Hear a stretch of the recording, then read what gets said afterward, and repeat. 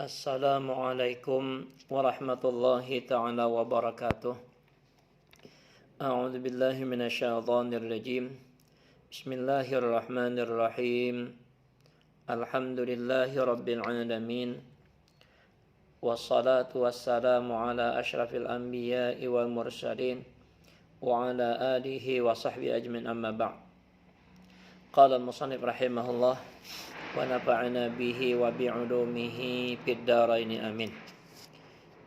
Menyambung pelajaran kita fikih pondok halaman 9, arkanun nikah, rukun nikah. Wala yasihhu aqdun nikahi, tidak sah akad pernikahan illa idza tawafara fihi arkanuhu wa syurutuhu, kecuali apabila terpenuhi pada akad pernikahan itu arkanuhu, rukun-rukunnya, wa syurutuhu, dan syarat-syaratnya.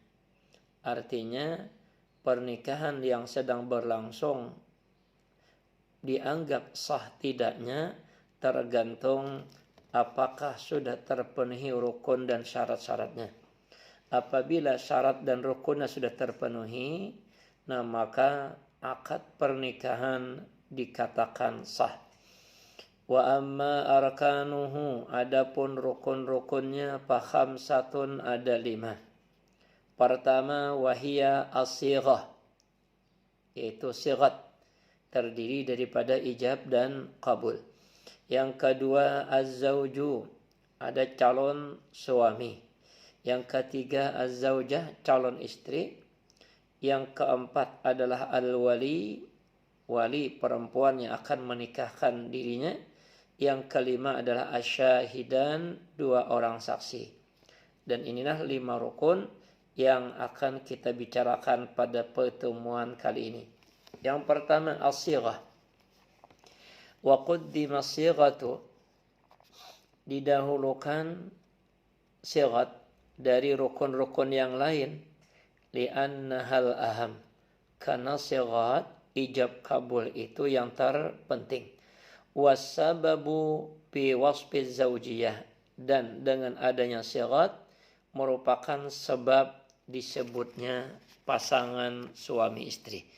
Wala yasihu aqdun nikah, ay wala yasihun nikahu, dan dianggap tidak sah akad pernikahan, illa bilafzi tazwiji, kecuali dengan menggunakan kata tazwij, zai waw jim, dari kalimat zawwaja yuzawwiju tazwijan. Ini lafaz yang bisa dipakai untuk melakukan akad pernikahan.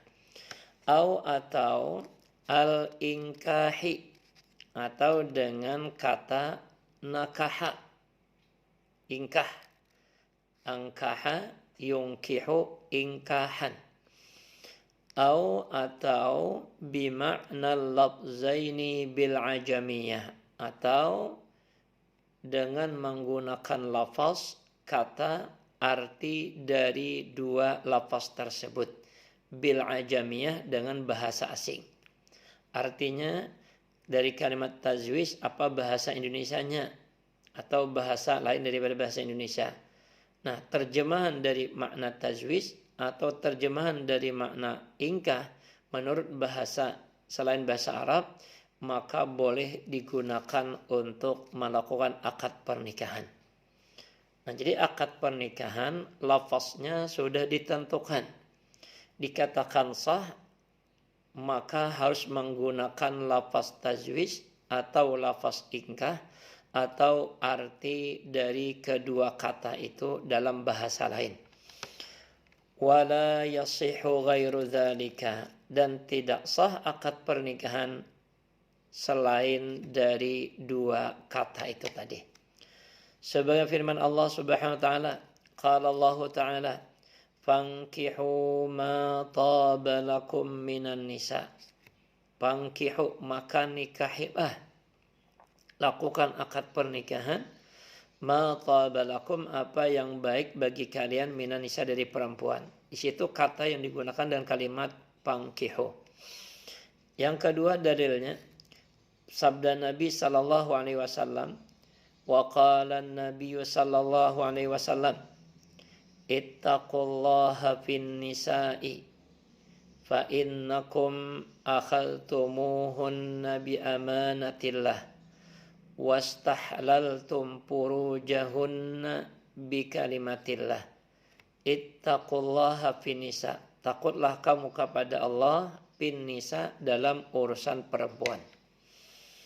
Fa innakum akhadtumuhun, bahwasanya kalian ambil mereka perempuan kita jadikan sebagai istri, kita ambil sebagai pendamping hidup kita. Bi amanatillah, dengan amanat Allah. Allah mengamanahkan kepada kita ketika kita mempersunting atau menjadikan perempuan sebagai istri kita. Wastahlaltum furujahun, kalian halalkan kemaluan mereka. Yang tadi tidak boleh, yang tadinya diharamkan oleh Allah menjadi halal dengan apa?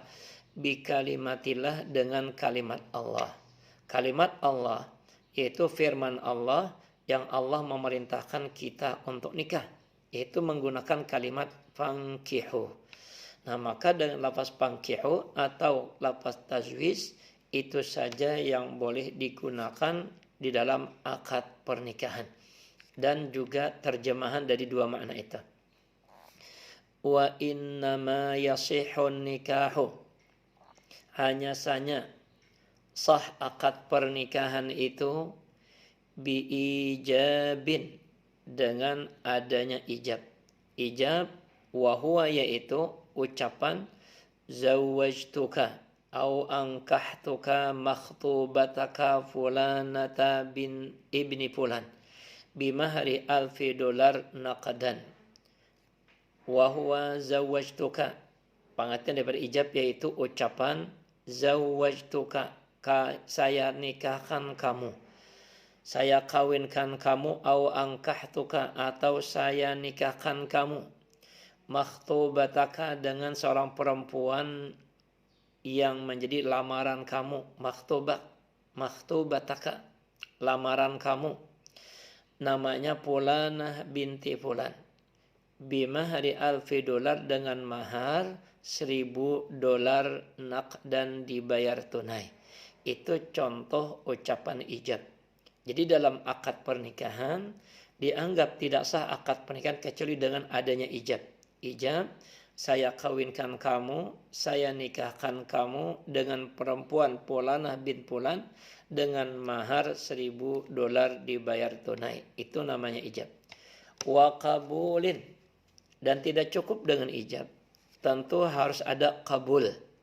Kabul wahuwa, yaitu ucapan qabiltu nikahaha, saya terima menikahinya, wa tazwijaha, dan mengawininya, bil mahril mazkur, dengan mahar yang disebutkan. Nah, ini contoh daripada kabul. Jadi akad pernikahan yang kita langsungkan itu syaratnya harus menggunakan lafaz tazwij atau lafaz ingkah, dan makna dari kedua lafaz itu. Dan yang kedua, harus ada ijab dan kabul. Kalau ijabnya saja maka kada sah akad pernikahan. Kalau kabulnya saja juga kada cukup. Harus keduanya harus ada. Ada ijab dan ada kabul. Nah, inilah rukun yang pertama yang disebut dengan as-sighah. Yang kedua, rukunnya adalah az-zawju, calon suami. Dakhilun bi dhimni sighah, dia masuk dalam bagian as-sighah, ijab kabul. Sebab yang melakukan kabul itu adalah pihak suami. Maka ucapan qabiltu nikaha itu adalah pelakunya langsung si suami. Nah, maka kata rukun yang kedua di suami ini masuk dalam bagian sighah. Yang ketiga, rukunnya adalah az-zaujatu. Az-zaujatu, fi dhimnil wilayah. Zaujah adalah calon istri. Dia masuk di dalam bagian wali. Al-wilayah, kewalian. Kenapa? Sebab seorang calon istri, dia akan dinikahkan oleh walinya.